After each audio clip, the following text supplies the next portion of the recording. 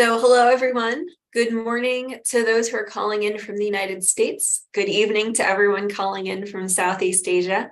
We're going to give everybody a minute or so to come in. I know that people are joining from the waiting room right now, so we'll let everyone get into the room and then we'll get started very momentarily. So please feel free to get yourself settled and we'll start the conversation shortly.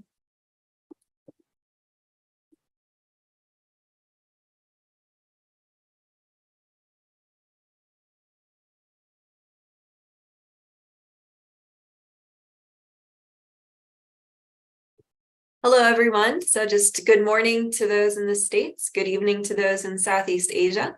For those of you who just joined the room, we're waiting to get started until we've seen most of the people come in from the waiting room for the Zoom call. So we'll get started very shortly. Please feel free to get yourselves settled and we'll start momentarily.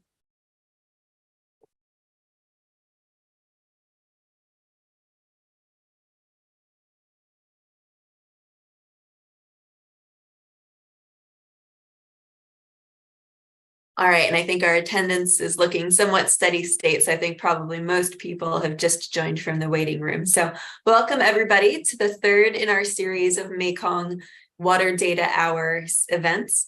My name is Courtney Weatherby. I'm the Deputy Director for the Southeast Asia and the Energy, Water, and Sustainability programs at the Stimson Center. And I'm really pleased that all of you can join us for today's discussion about how dams are impacting the Mekong Delta in Vietnam. So for those who have not joined one of our previous events, the Mekong Water Data Hour series is supported by the Mekong US Partnership.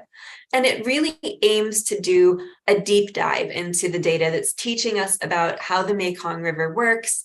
It is, as many of you know, the world's most productive freshwater fishery, and it's a river that provides a mighty bounty to the tens of millions of people that depend on it for food security, for livelihoods in agriculture and fisheries, and also is one of the most biodiverse river systems in the world. So it plays a major role in the region. The Mekong River defines the region geographically and culturally for a lot of people.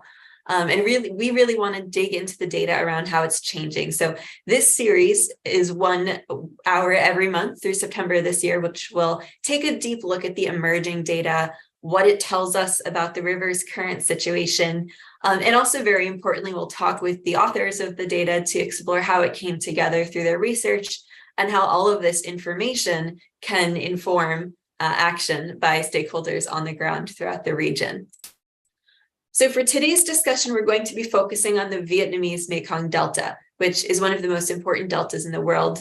It supplies about half of Vietnam's rice production and most of its fruit and aquaculture production. It provides about 18% of Vietnam's GDP and livelihoods for around 17 million people to some degree. But as anyone who lives across the Mekong system knows, the river system has undergone drastic changes in recent years. From both natural and also human-driven factors.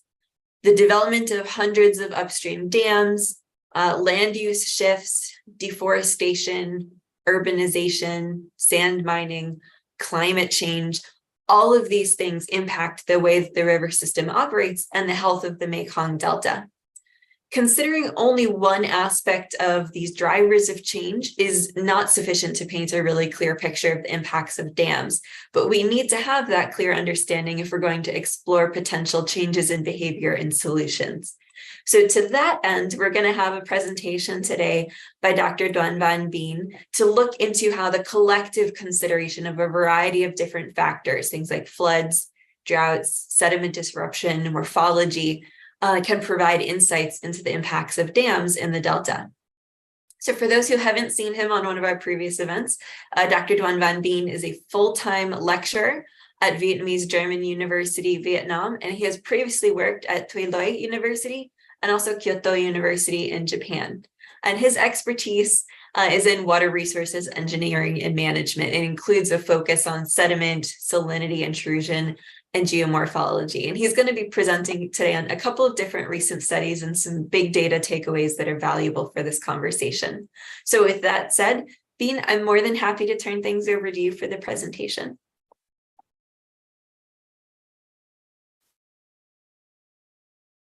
Yes, thank you very much, Courtney, for your kind introduction and also your kind invitation of my talk today.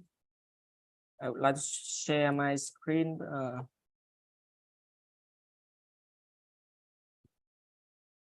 So good evening, everyone from Vietnam. I am Dong Văn Bình from Vietnamese German University, as Courtney has introduced me before. So I was used to work in Thủy Lợi, a water resources university, and I conducted my business study in Kyoto University.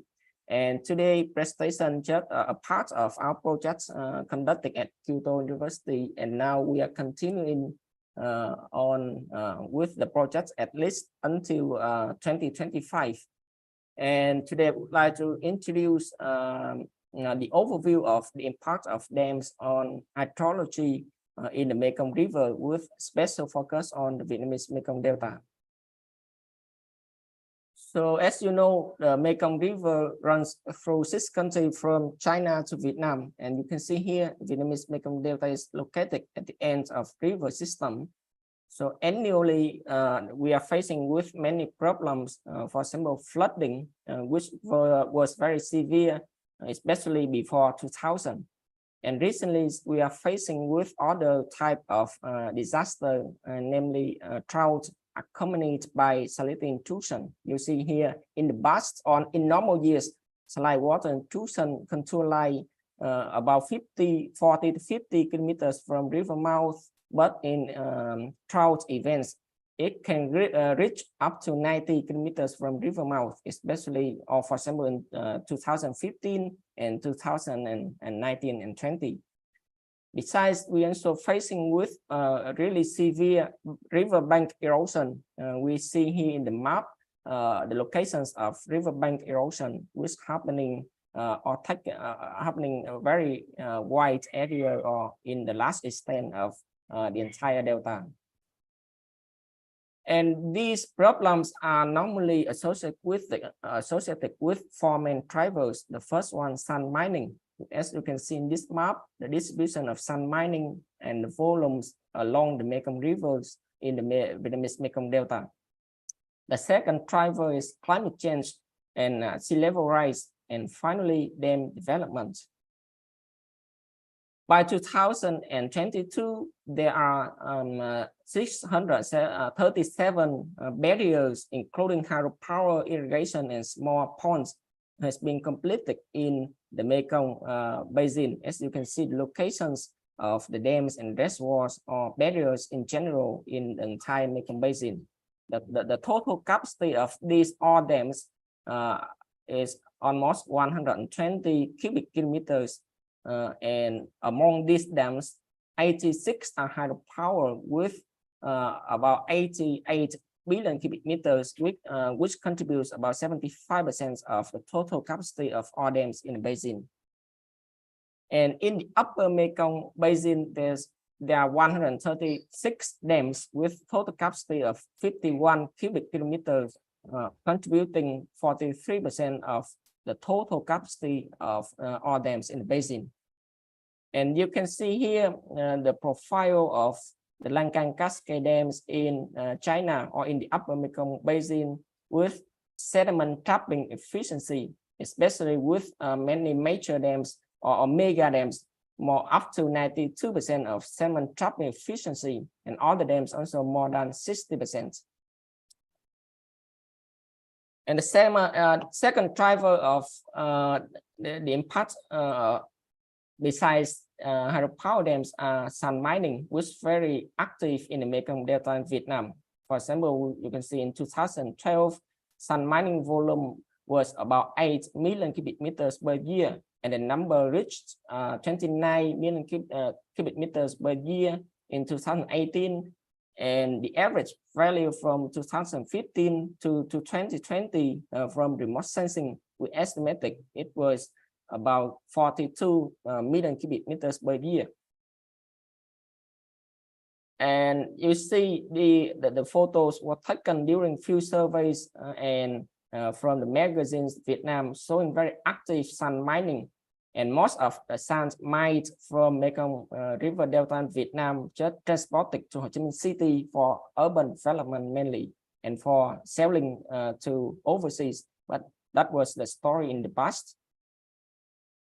We have conducted many field surveys in our research, and the last one conducted in the beginning of 2022, when we measure along almost 1,200 kilometers of river long in the entire Vietnamese Mekong Delta's main rivers to measure the riverbank coordinates, the height and slope of riverbanks. And you also can see here, bank has very severely eroded in many places in the Mekong Delta. And we have used a lot of instruments to measure, for example, ADCB to measure the flow barometers, or some instruments to measure salinity concentration or turbidity concentration or sediment concentration by using infinity turbidity meters. We also have installed some monitorings to monitor salinity concentration at some places near the estuary of the Hậu River, and turbidity meters in the Tien at Tân Châu Station of Vam Nao Station and Thốt Nốt in the Hậu River.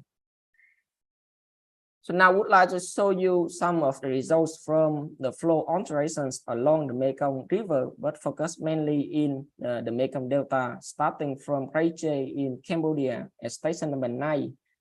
So we have the time series data from 1980 to 2015 at that time, and we divided the data into 3 periods. The no dam development periods as before 1992, and low dam development periods from 1993 to 2008, when 26 dams were completed, and high dam development periods after 2009, when 64 major dams has been completed.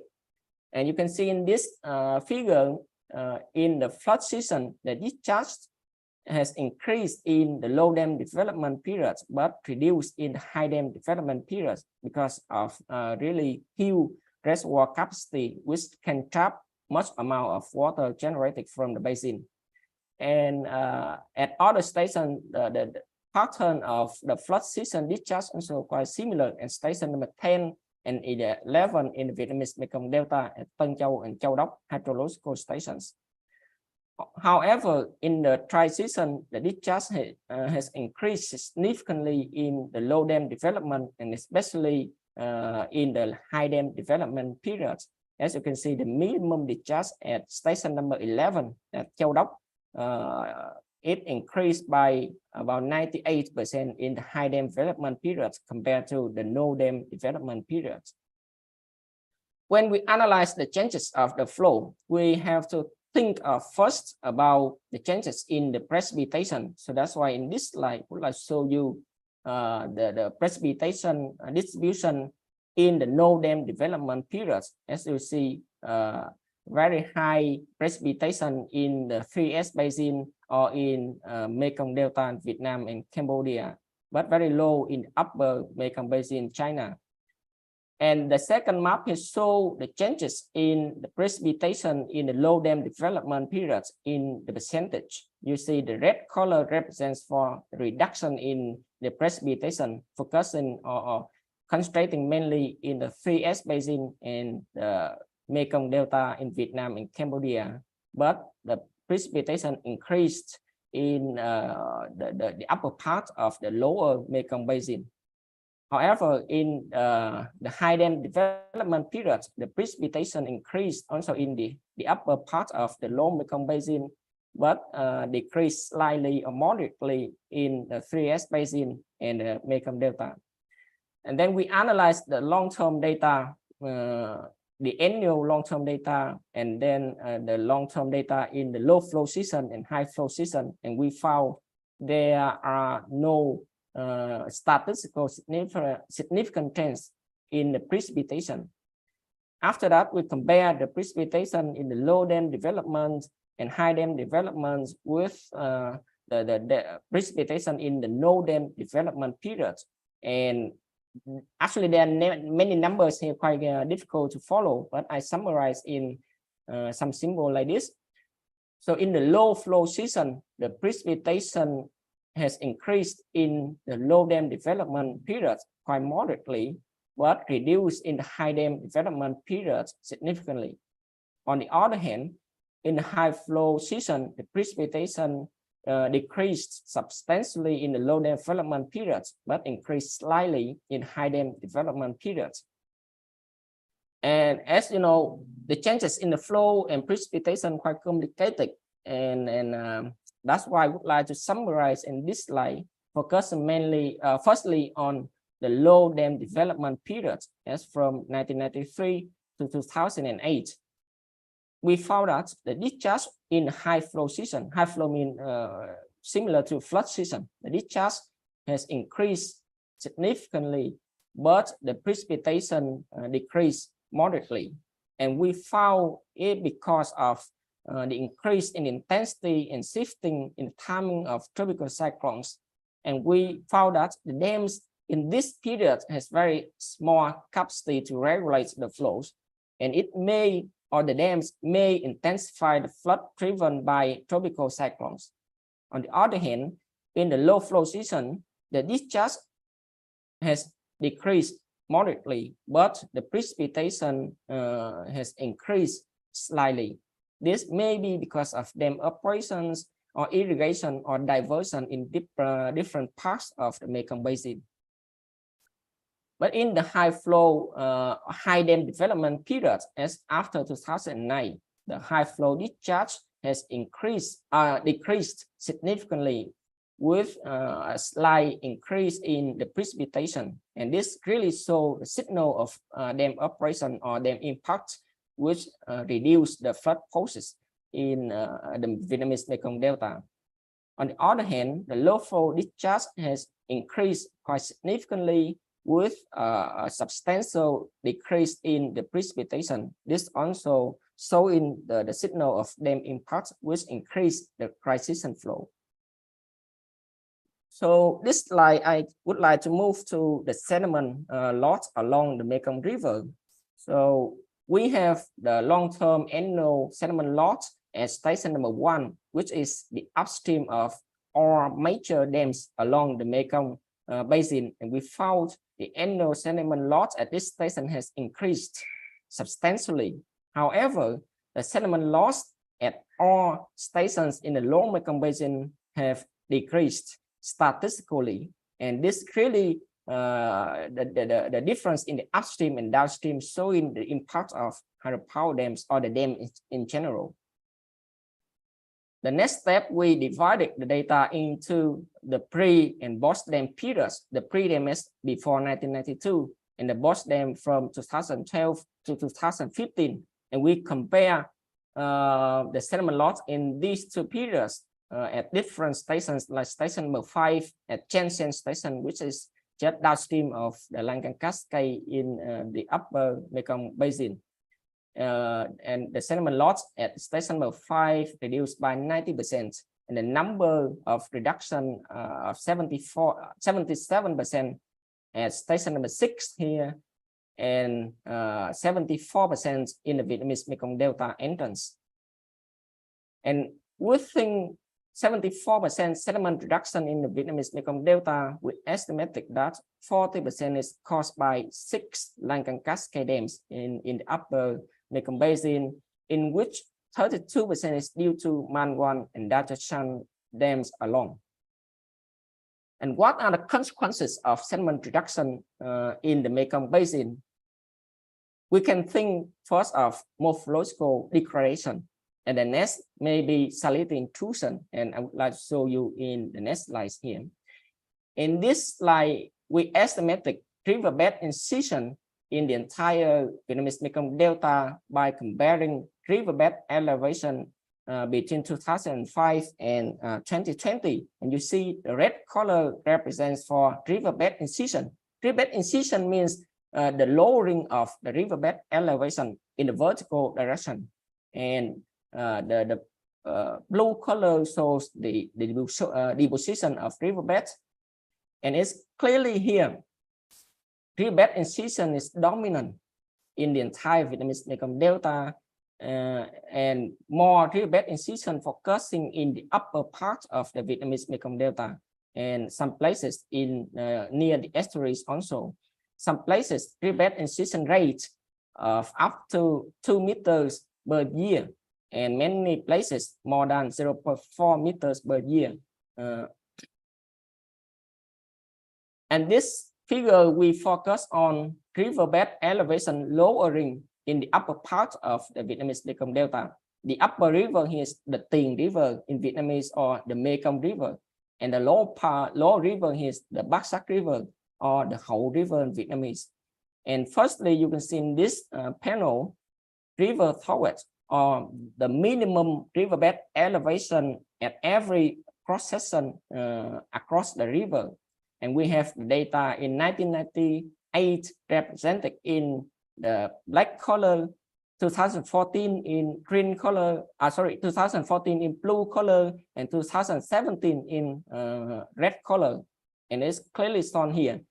Riverbed forward in 2017 is significantly incised compared to those in 1998. And we estimated that river forward incision rate in 1998 to 2014 of about 33 centimeters per year, but the number reached 124 centimeters per year on average from 2014 to 2017, or the number has increased by more than 3 times. And then we plot riverbed incision volume and deposition volume along every 1 kilometers along the Mekong River and Bắc Sắc River.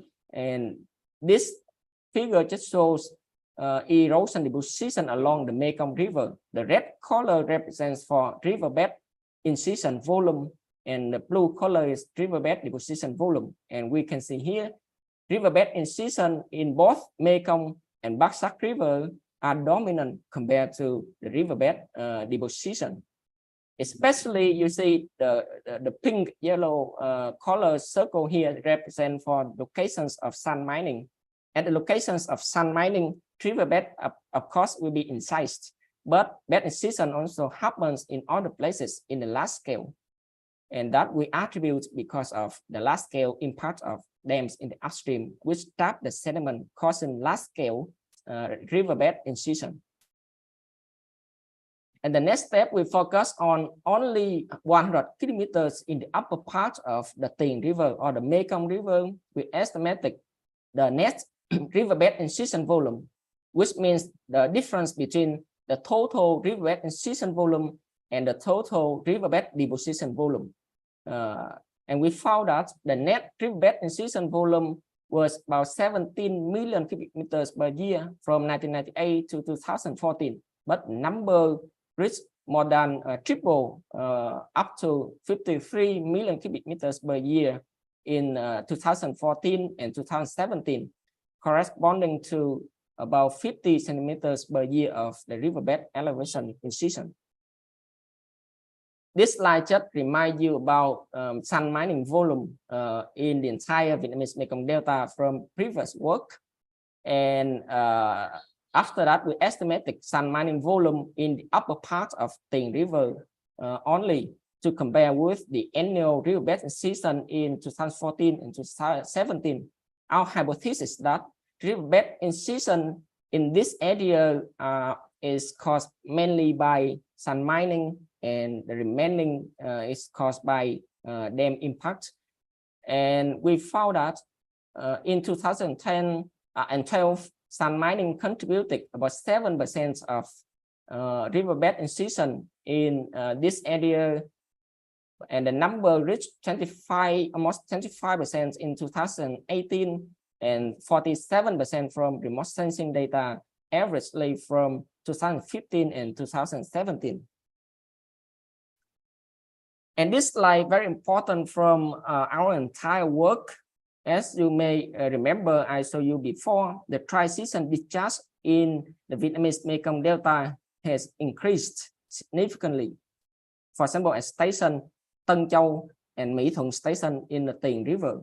However, we also found that salinity intrusion also has increased in the delta in the long term by analyzing the long-term data.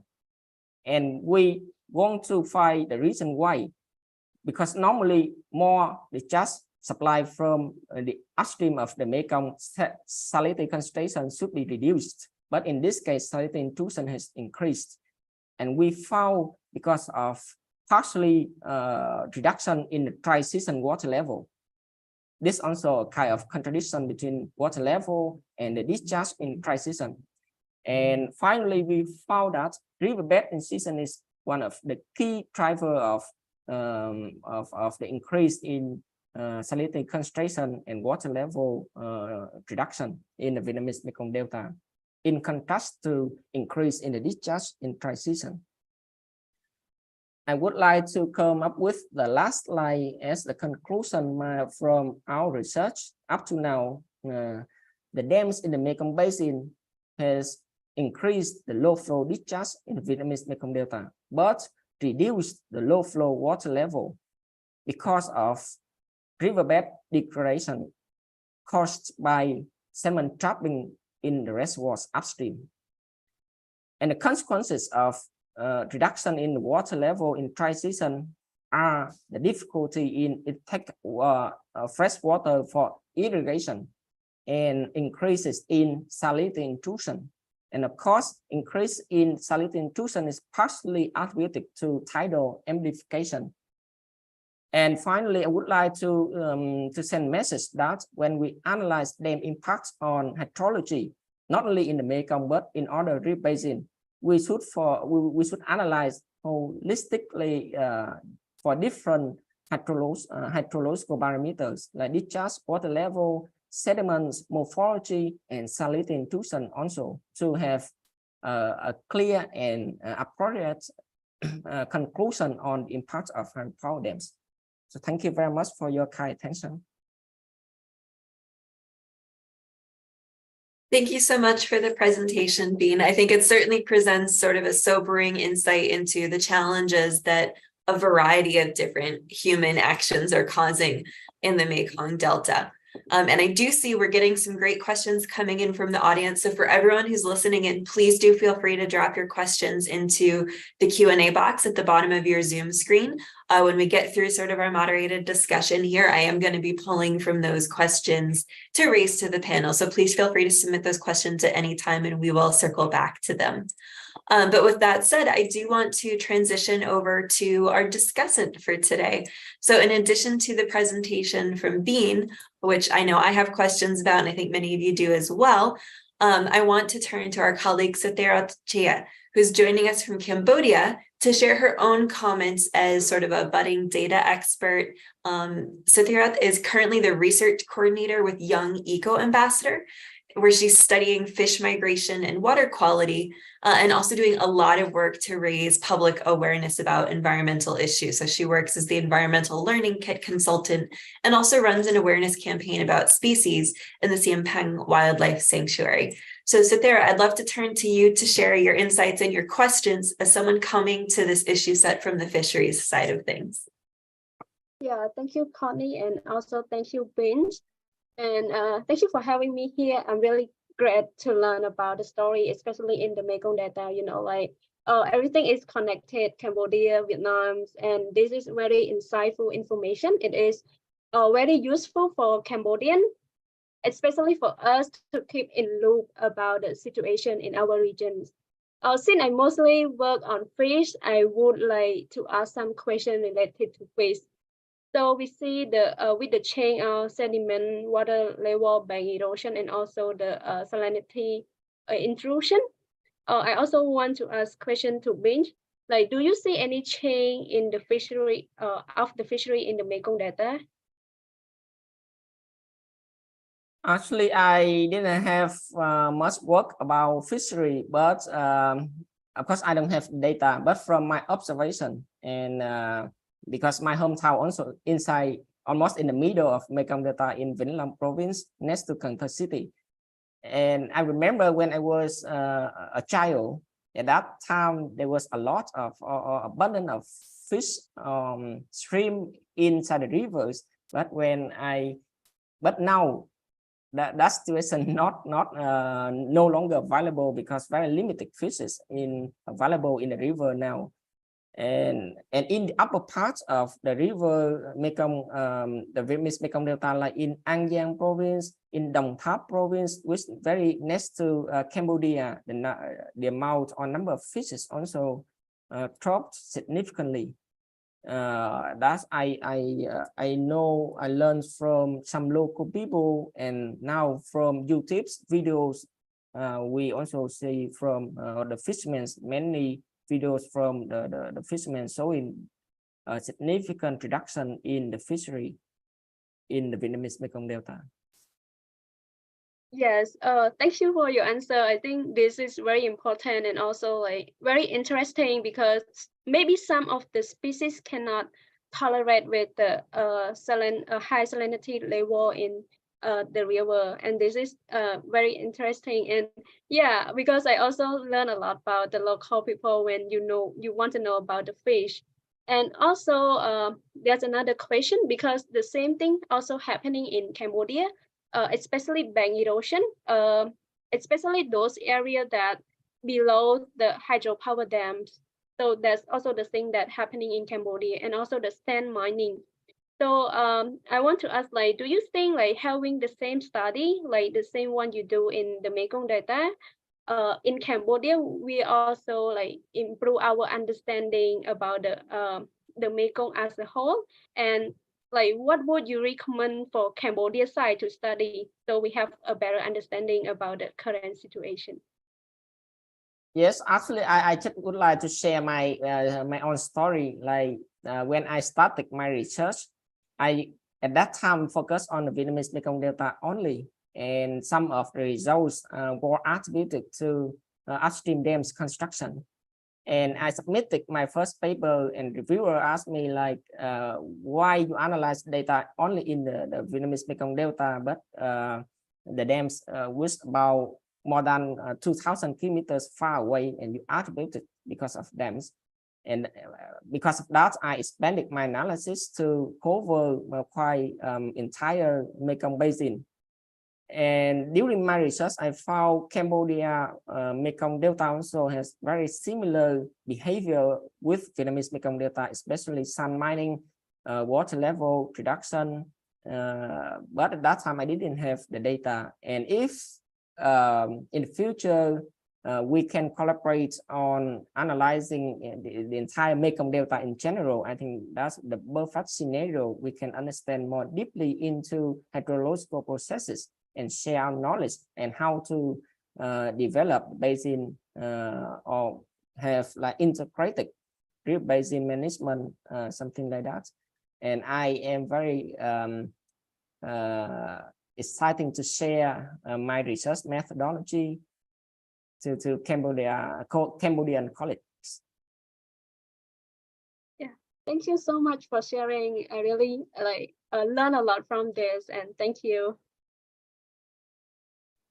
Yeah, and thank you for those questions, Satya. I think it's very useful to have these conversations about lessons learned from one part of the basin that can be used to support studies in other parts. We spent a lot of time today, but also more broadly in Mekong conversations, talking about the need for more bridge building, not just across national boundaries, but also between different sectors, because all of this data that Bean has collected about sediment and about water flow and about the impacts of some of the dams upstream also have relevance. You know, as you were asking about fisheries, it has relevance for fisheries. It has relevance for, you know, coastal restoration efforts. So there's a lot of opportunity for cross-sector bridge building. So Bean, I'm going to go ahead and jump in with a couple of my own questions before we turn to the audience, simply because I think you had so many really key and relevant takeaways.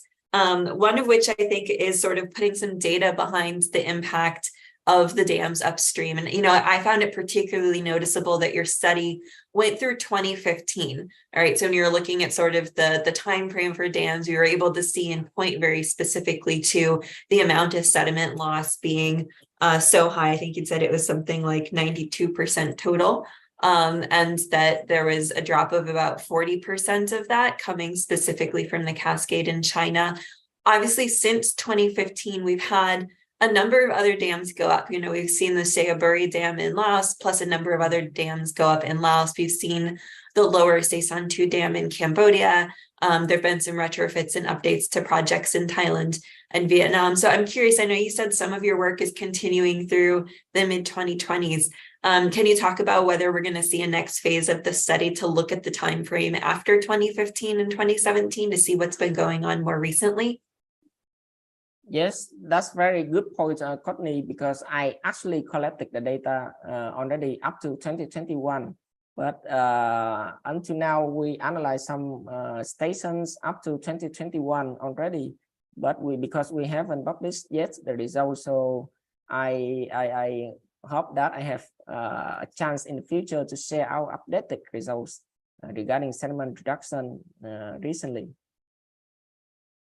Great, thank you. I suspected that was the case, and I'm very glad to see that that conversation is continuing. I know one of the things our team has learned through the Mekong Dam Monitors regular updates is the value, not just for putting this data out there, but for driving these conversations about how things change, because we're not living in a static situation.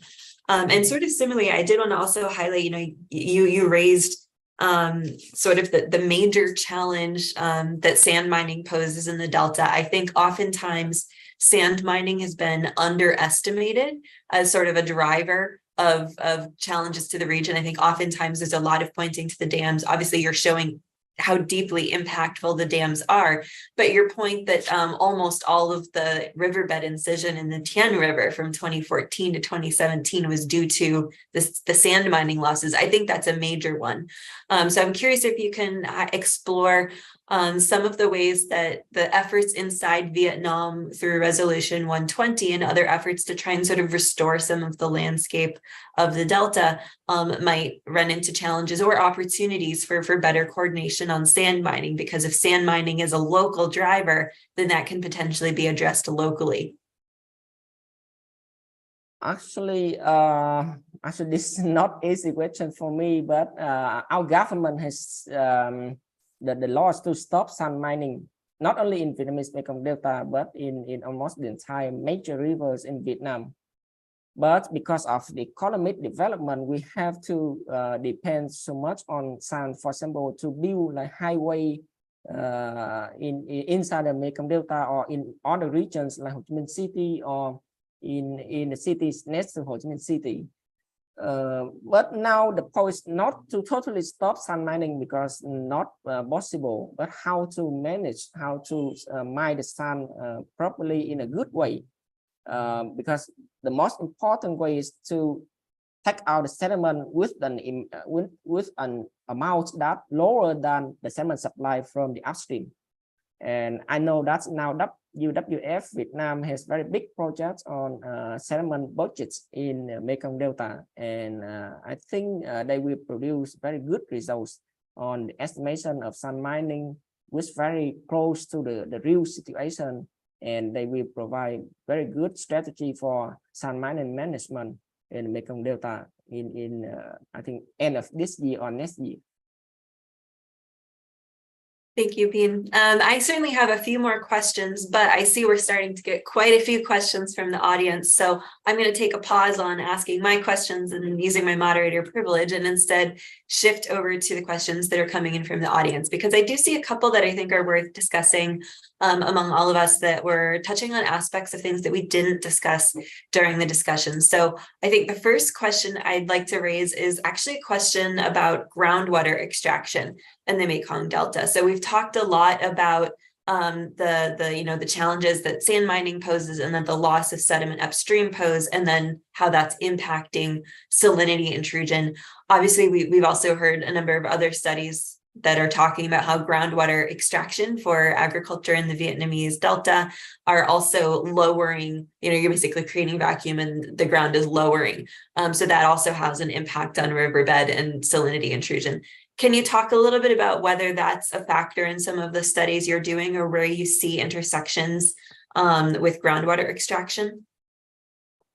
Yes, actually, we didn't study about underground water extraction, but from literature and from the college the workshop I joined in 2019 with the colleagues in Cần Thơ University in the Rise and Fall projects at that time with the Netherlands, and they found that underground water extraction very also in really alarming level in the Mekong Delta, especially in Cần Thơ City and Cà Mau City or Cà Mau Peninsula, because you know the fresh water supply from the Hậu River to Cà Mau Peninsula not really in good way. So the local people, they have to use or extract the underground water for their agriculture or aquaculture and daily use.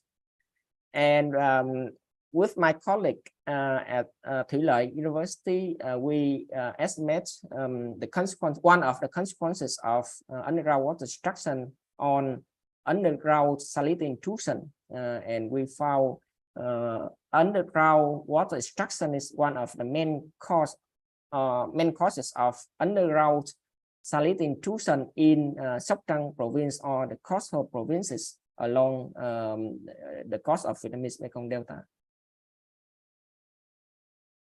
Thank you for that, Bean. I think certainly there's a need to continue looking at that aspect as well. We also had another question about sort of another human-driven or climate-driven aspect, which is sort of the role of deforestation or specifically mangrove losses in coastal areas along the Mekong Delta. So we had one question about whether you saw saltwater intrusion increasing, not just because of the other factors we've talked about, but because of mangrove losses and sort of the coastal ecosystem losses and the restoration losses coming from that. Yes, thank you very much for this question. Actually, I think how to say, it should be, but unfortunately, it's not my expertise and not the expertise my team. So we didn't study about the effects of the losses in the mangrove forest on salinity intrusion. So sorry, I cannot answer this question, and maybe some other groups already produced some results. Thanks for that, Beanie. I think it does highlight that even though we're in an era of big data and increasingly available data, there's still a need for either further data collection or further data linkages between some of these sectors. I think that question about coastal ecosystems and mangroves is a very important one, especially as we see dialogue in the region shifting to include conversation about nature-based solutions to help resolve some of these growing challenges like salinity intrusion. I'm going to jump around a little bit in terms of topic to reflect some of the broader questions that we've had here. But Bean, I think there was one valuable question. I know I had mentioned earlier, drawing from your presentation, I think I used actually the wrong statistic. You had noted that about 74% reduction in 2012 to 2015 of sand delivery, and then about 40% of that 74% was coming from the Chinese dams. We have a really good question from the audience about whether you can talk a little bit about the other countries in the basin. Obviously, a lot of attention is given to China because two of the largest storage dams and two of the largest dams for sediment extraction or sediment capture, rather, are coming from the Chinese cascade up in the Langsang area. But we obviously have many dams downstream. We have a lot of dams in Thailand. We have a lot of dams in Laos. We have some in the central highlands of Vietnam. We have some in Cambodia. Can you talk a little bit more about whether you've seen or have the data to do a country breakdown of some of the impacts from the lower Mekong countries on sediment capture, and also then on sort of the impacts on riverbed incision or salinity? Yes, this is actually a very good point, and recently our group now is working on, because the sediment data really not continuous in hydrological monitoring stations along the Mekong River. Many missing data. That's why we cannot easily analyze the long-term changes in the sediment everywhere along the Mekong. Especially, there's very limited stations monitoring sediments in the sub-basins. But how to say? But anyway, I just would like to explain the sediment production along the Mekong Basin first. More than 50% of the sediment produced in the Mekong Basin from the upper Mekong Basin in China. It means that the Chinese or the up.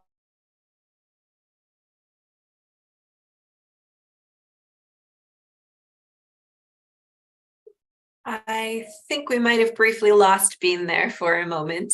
So hopefully we'll get him connected again in just a second there. So we'll give him a moment to try and reconnect. But I will see if we can ask another question or raise a question that might be relevant for me or Sathira to answer while we're waiting for Bean to come back in. So I'm actually going to ask this other question while we're waiting over to Sathira. So Sathira, you and I were both kind of, we're listeners, we're learners in the conversation today, and Bean put out a lot of statistics. So I'm curious if you might be able to raise, what finding or figure from Bean's presentation surprised you the most in terms of some of these statistics and numbers that he was putting out. Yeah, so there's a lot of, I think I learned a lot of things from this presentation, and the thing that surprised me the most is the river incision. This is a new term, a new word that I learned today. So it surprised me to see the graph that he showed, that the sand, the deposition of the sand is, the sediment load is go down, and the deposit is very low. Those graphs really surprised me, and because there's a lot of sand mining in Cambodia as well, and I don't think we have enough study about this, and we keep seeing the mining everywhere. And if you come to the Phnom Penh city, you go to the riverside, you will see all the mining.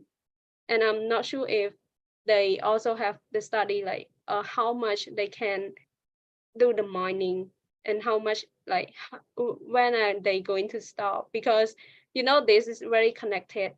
Even though we do the sand mining in Cambodia, but it also can impact to the Mekong Delta as well. Yeah, and I'll note as well, I think I was a little surprised just by the statistic that he raised about how much of the riverbed incision in Vietnam was caused directly by the local sand mining. We just had a conversation last month, actually, at our second Mekong Water Data Hour presentation that was very specifically looking at sand mining, and particularly talking about sort of the challenges of tracking the impacts of sand mining because it is such a decentralized process. So there was a really interesting presentation, and I would encourage anyone interested to go back and watch that Mekong Water Data Hour discussion from a couple of outside experts talking about the ability to use remote sensing to try and track some of these decentralized sand mining processes and procedures that are going on around the basin. And so I think there's certainly opportunity to do a lot more on this, both in terms of doing similar studies like Bean's in Cambodia, and then connecting that data in to look at the basin a little bit more broadly, as well as putting to use some of these new tools that are emerging as opportunities for studies. And I believe that we've had Bean rejoin us. So Bean, are you able to hear us and speak with audio? I'm really sorry because no electricity here, so I have to connect from my mobile phone, and it's very dark here. Well, let's leave the video off then. That's fine. I'm very thankful you're able to call back in from the phone despite the electricity challenges. So thank you for that, Bean. I'm really sorry, and I would like to continue my discussion for the question before. As you know, the upper Mekong Basin in China contributes naturally about more than 50% of the total sediment loss in the Mekong River. Besides that, the 3S Basin also one of the biggest contributors to the sediment in the Mekong and all the sub-basins along the Mekong River in Laos and Thailand also. But the data at hydrological stations in the sub-basins not available, and with very limited data. I collected all the data already, but with many missing data, we could not produce a good results on sediment reduction caused by dams in each sub-basin. That's why now recently our group is using machine learning model to reconstruct the missing data, the missing sediment data, and we finished that step. And now we will generate we will analyze the long-term sediment data at some hydrological stations. But hopefully in the future I can introduce some of the results from that analysis. But I believe the dams in other subbasins also have some contribution, but significantly, I believe still the upper Mekong Basin in China with the data I analyzed before. Okay, thank you. Thank you for that, Bin. I think one other question, and this is sort of shifting geography slightly, but I think it's a very valuable question to ask. So when you were talking about riverbed incision and thawags and challenges with land erosion, you were focusing on the Mekong Delta, which makes a lot of sense. But we have a question from one of our legal expert colleagues in Thailand who's raising this question about upstream challenges with the riverbed incision. So she notes that the changed predictions and possible change for the thawag and land erosion along the border between Thailand and Laos actually has some very strong and serious considerations in terms of the boundary for those two riparian states, because the river and thawag is taken into account when you're looking at the actual boundary for where Thailand and Laos end and begin. So just out of curiosity, can you talk a little bit about whether you've looked at riverbed incision issues upstream? And then either way, do you have any insights or thoughts on how the Mekong River Commission or the riparian states can consider negotiating on the way that riverbed incision and sediment losses are impacting the river system because of these serious implications? Yes, I believe, although I don't have any data of riverbed elevation in Thailand or Laos or even in Cambodia, but I believe that riverbed incision is a kind of a wave transmission from upstream to downstream, and now we have seen riverbed incision on how can I say? So when we build the dams in China, for example, riverbed will incise firstly just downstream of the dam, let's say in Thailand, and then the incision will travel downstream, like the incision wave will travel downstream, and now we observe that incision of the riverbed is obvious in the Vietnamese Mekong Delta. That's why in Thailand, the riverbed should be incised already, like 10 years or 20 years, even 20 years before the riverbed incision in Vietnam. However, riverbeds in Thailand mainly comprise of bedrock. So it means that bed incision happens up to some certain level, up to the bedrock. That and from that point, bed cannot be further incised. And if we don't have the data of riverbed elevation in Thailand or Laos, we can analyze the water level, because as we know that the discharge in dry season has increased, but if the water level also dropped down similar to what we have seen in the Vietnamese Mekong Delta, we can indirectly conclude of riverbed incision in Thailand and Laos. Thanks for that, Bin. So I think we've got about 7 minutes left and we still have a handful of questions. So I am going to ask a couple of questions that I think are a little bit more forward-looking. So obviously one of the things as a scientist, you're working to collect this data and to put it out into the public view and make it accessible and maybe make it possible for other people to duplicate these methodologies in other areas. At the same time, we also, I think, collectively like to see data informing policy. So we have a couple questions about ways that this data and other data could help inform policy. So we have one question from Li Hao asking whether you think there might be the possibility of using this data and some of the insights and understanding into erosion and riverbed incision in the Delta to explore ways to try and restore the flow to the region. So what are some of the differences that you've seen in your study between distant and close dam effects? And then do you see any possibility of using this type of data and this understanding about which dams are capturing sediment as well as water in the reservoirs to explore a restoration to the flow?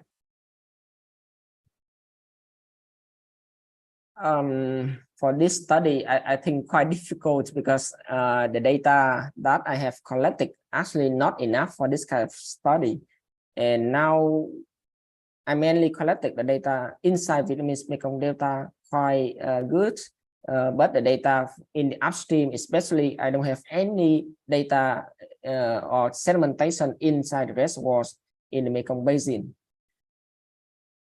So essentially, I think you're highlighting that, this is potentially a good start to understanding how individual dams or cascades of dams are impacting the sediment flow, but there really needs to be more data sharing of what's going on in the dam reservoirs, as well as what's going on in Cambodia, Thailand, and Laos, to be able to really sort of explore a solution to the problem in terms of, for instance, changing dam operations. So thanks for that, Bean, and thanks for that question, Dr. Lee Hao. I think it's an important question to consider when we're looking at a system where numerous different human impacts are driving change, understanding where there might be opportunity to change the way that certain portions of the system are behaving or certain impacts on the system are happening. That gives us a chance to sort of think through what's needed. And I think this raises a really good point, speaking to one of the earlier questions about the role of the MRC and others, that, some of this data is difficult to gain access to, but it would obviously benefit the Delta and the communities downstream if we could find a way to try and reduce some of the impacts on sediment flow. I will also throw out, I think there's probably a big benefit for the dam operators as well.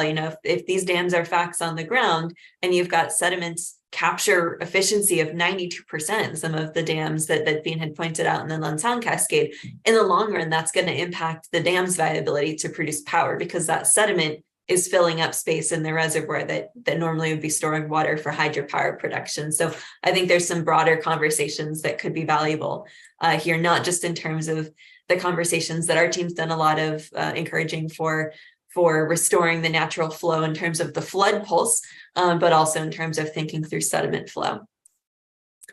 I think I'll raise one other question. This was another sort of forward-looking question. So being one of our attendees in the audience, thanks you for the excellent presentation. And notes, they know you're a scientist and not a diplomat, but do you see opportunities for this type of data about what's going on in sort of the local impacts in Vietnam versus the impacts from dams upstream to be used in Vietnam's discussions and negotiations with its neighboring countries? So for instance, we know, you shown very clearly sort of the impacts that dams have broadly on sediment capture. Do you see an opportunity for this concern to impact Vietnam's negotiations with, say, Laos about new dams that it is building, or even negotiations with Vietnamese companies about dams that they're looking to build in the Central Highlands or across the border? Yes, actually, the same concept also was studied in the highland area of Vietnam also by our group with my colleague in the University of Da Nang, and he also found very good results, and we found very similar results from the rivers in the middle of Vietnam and the Mekong Delta. And from literature review, we also found very similar results with the Red River in Hanoi or in the north of Vietnam. And in the next stage, I think we will have a comparative study of the internal rivers in Vietnam, or some comparative study with international rivers. Thank you so much for the presentation, Bean.